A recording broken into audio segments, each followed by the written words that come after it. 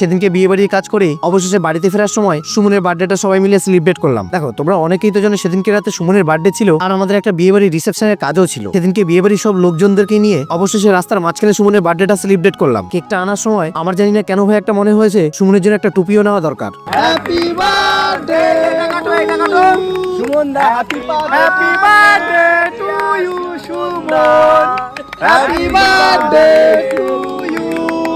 যদিও বা এরকম ভাবে কোনোদিনই সুমনের বার্থডে সেলিব্রেট হয়নি, যেহেতু আমাদের বিয়ে বাড়ির কাজটা পড়ে গেছিল, ওদিকে ওর জন্মদিনটাও সেলিব্রেট করতে হবে, তাই তো সব বন্ধুরা প্ল্যান করে সেদিনকে রাত্রে জন্মদিনটা সেলিব্রেট করে নিলাম। জন্মদিন বলে কথা, কেক মাখাবো না এটা কখনো হয়? তাই তো সব বন্ধুরা মিলে সুমনকে জোর করে ধরে ওর মুখে ভাই কিছুটা কেকও মাখিয়ে দিয়েছিলাম। ওদিকে বিয়ে বাড়ির সবাইকে ওর কেক খাওয়ানো হয়ে গেছে, এখনো আমাদের কেক খাওয়াচ্ছে। এবারে তো এখানে একটা ঘটনা ঘটে গেছে, চলো সেই ঘটনাটা কি ঘটেছে শুনে আসি। ভালো আরো কাজ বড় কর তুই, আরো একটু টাকাটা একটু কম নে। এটা ভাই সেরা ছিল।